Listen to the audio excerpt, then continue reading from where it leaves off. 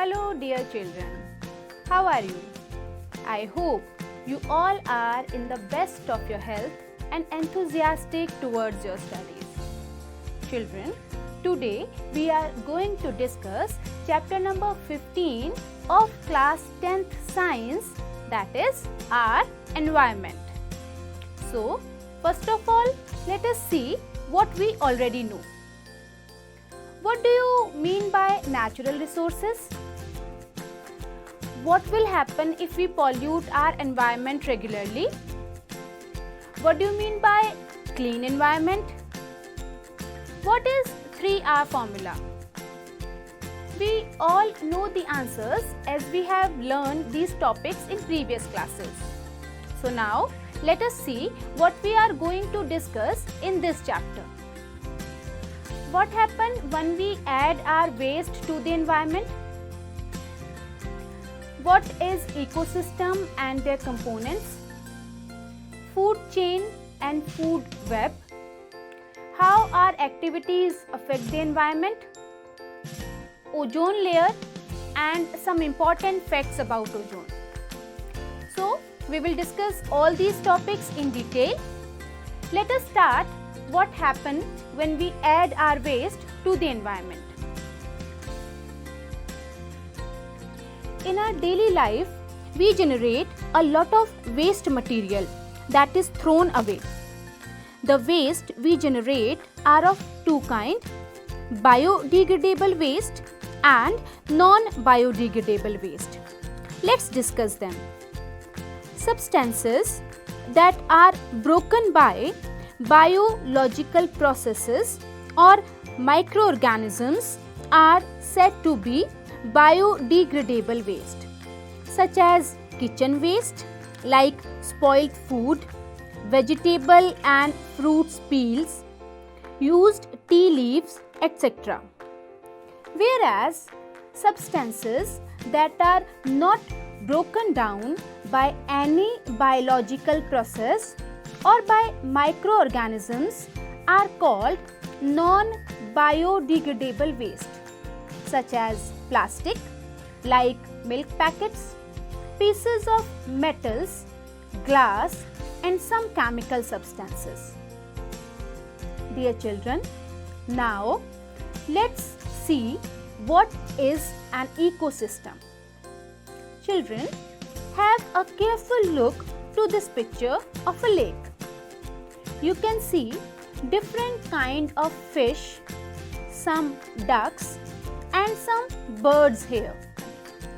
There are also some algae in a part of lake. Lake is full of water and many trees are present in the surrounding. We can clearly see that proper sunlight is also available here.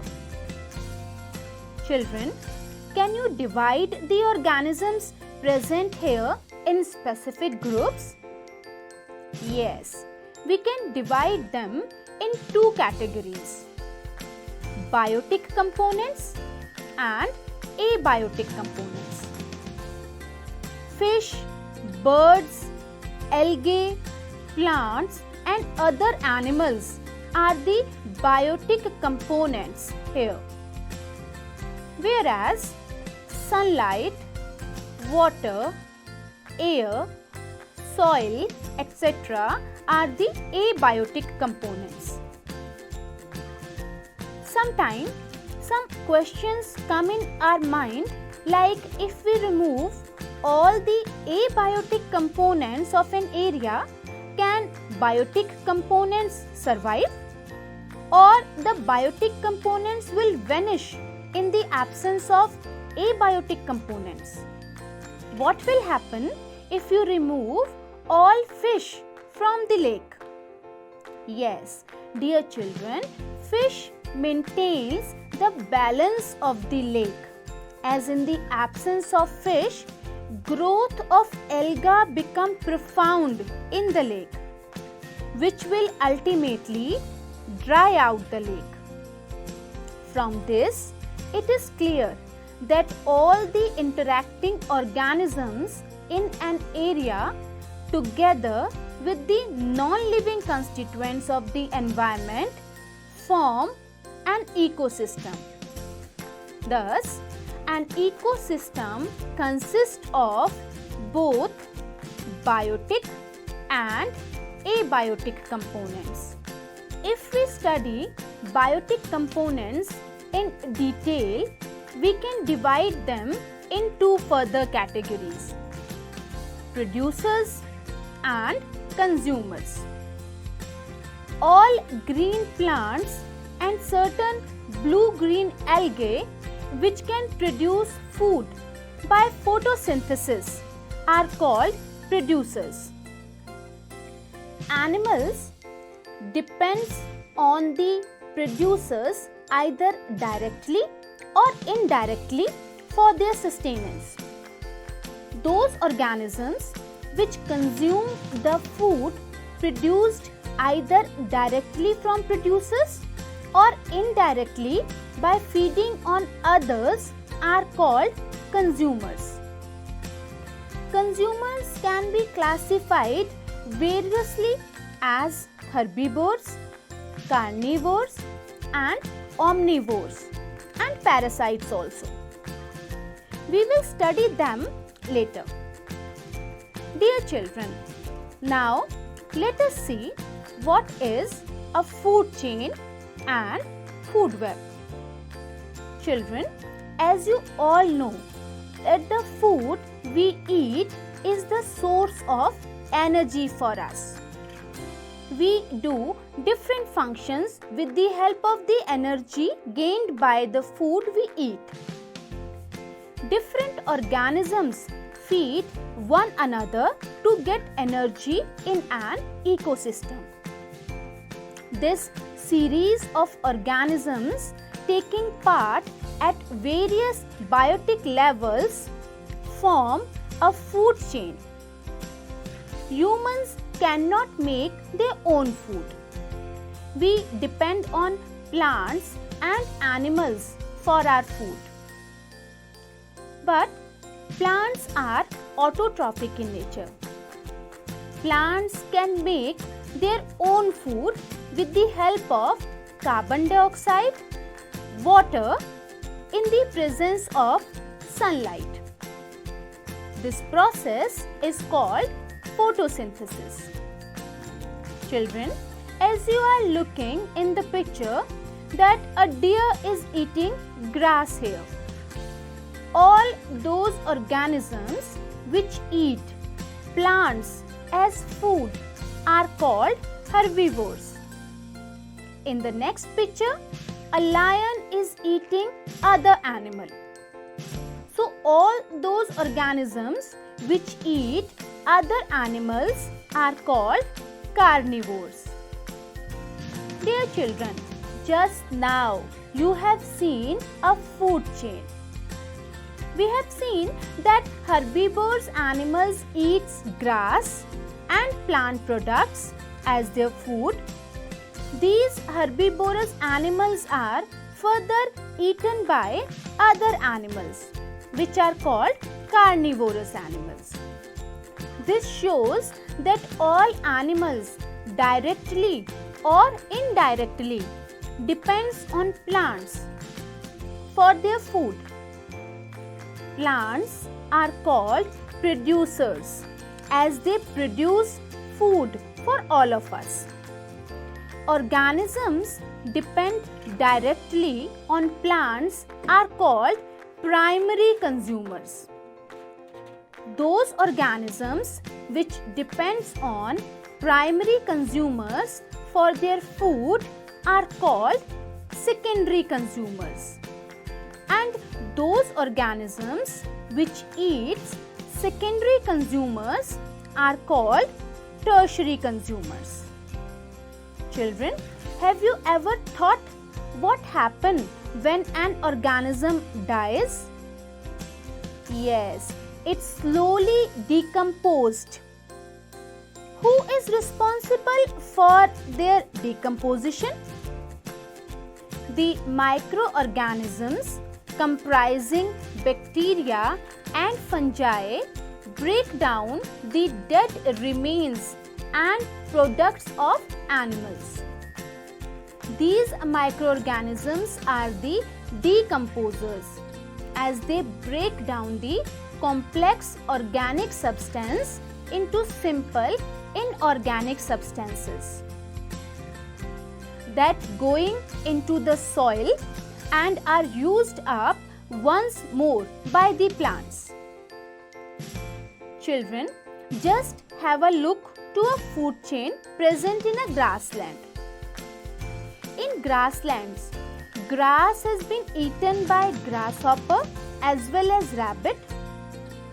Similarly, rat is eaten by snake as well as peacock.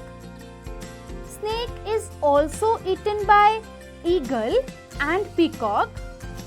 So in this way, it is clear that each organism is generally eaten by two or more other kind of organisms, which in turn are eaten by several other organisms.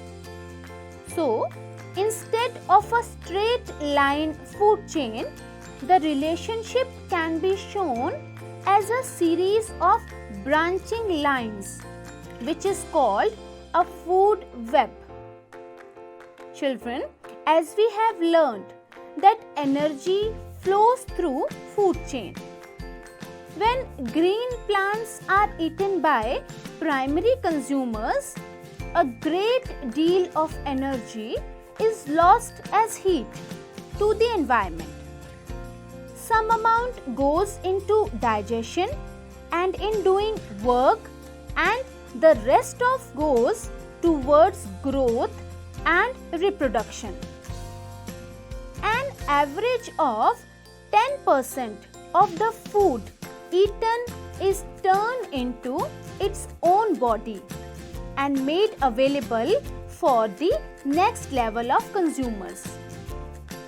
Therefore, 10% can be taken as the average value for the amount of organic matter that is present at each step and reaches the next level of consumers. Since so little energy is available for the next level of consumers, food chains generally consist of only 3 or 4 steps. Dear children, let's have a look to one another aspect of food chain. Some harmful chemicals enter our bodies through the food chain unknowingly. How? Children, one of the reasons is the use of several pesticides and other chemicals to protect our crops from diseases and pests. These chemicals are either washed down into the soil or into the water bodies. From the soil, these are absorbed by the plants along with the water and minerals. And from the water bodies, these are taken up by aquatic plants and animals. This is one of the ways these chemicals enters the food chain.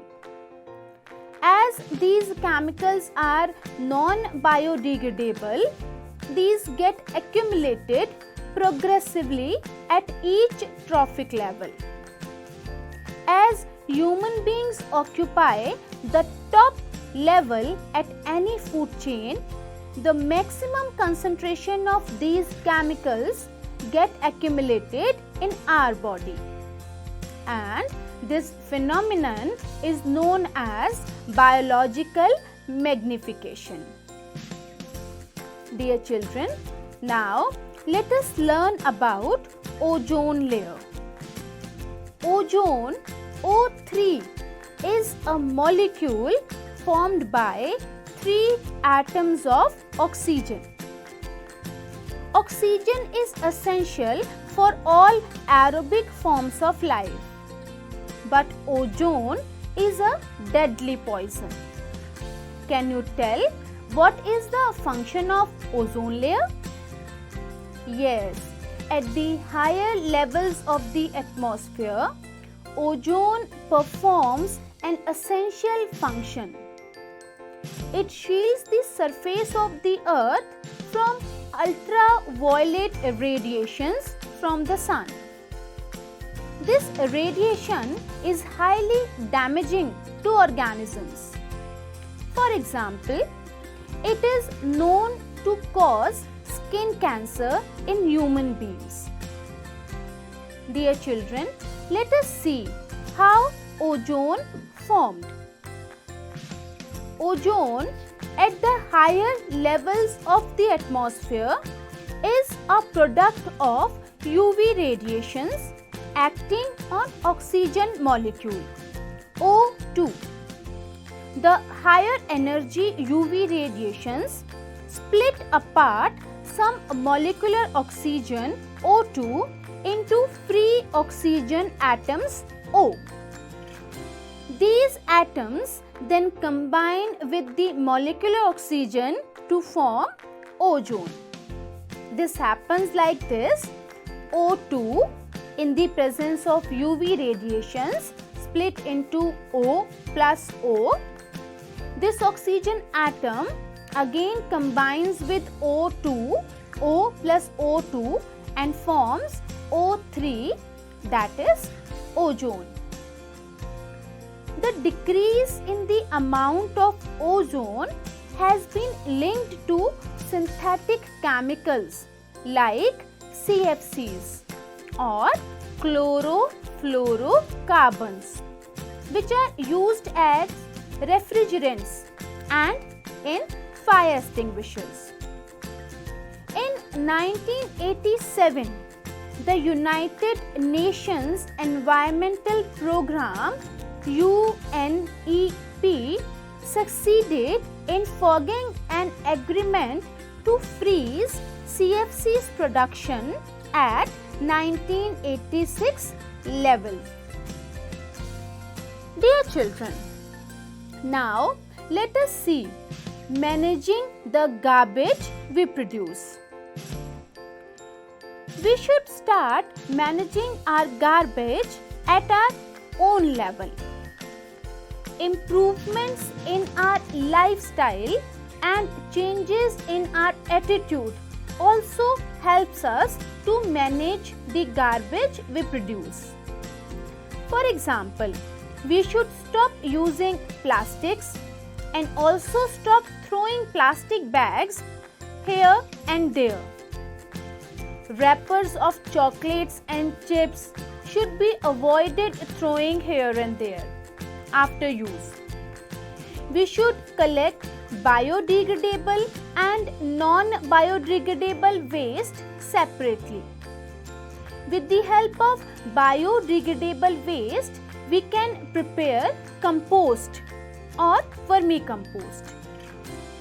We should ensure that polluted and untreated sewage should not mix to the local water bodies. We all should follow 3R rule. 3R rule means reduce, reuse and recycle. With the help of these things, these little precautions, we can manage our garbage production to a certain level. Dear children, now let us see what we have learned in this chapter. Plastic is a non-biodegradable substance which pollute the environment. An ecosystem has two main components: biotic components and abiotic components. The producers make the energy from sunlight available to the rest of the ecosystem. Different food chains combines to form a food web. Different food chains combine to form a food web. Ozone layer protects us against the ultraviolet radiations from the sun. Dear children, now let us do some questions, and I know you already have the answers. Name the organisms which act as decomposers in an ecosystem. Yes, microorganisms like bacteria and fungi which decompose the dead organic matter are known as decomposers. The main reason in the decrease of the amount of ozone is chlorofluorocarbon. Is it true or false? Yes, this statement is true. What is the source of chemicals in food products? Use of pesticides and other chemicals to protect our crops from different diseases and pests is the main source of chemicals in our food products. Children, now I have a question for you all. I hope you can write the answer easily. The question is, how can you help in reducing the problem of waste management at your own level? Just think logically and write the answer in your notebooks. So dear children, here we come to an end of this interesting chapter. I hope you all have understood it nicely. If we take care not to pollute our environment, we are able to save our environment and ultimately the earth. So keep smiling, keep studying and be safe. Good day.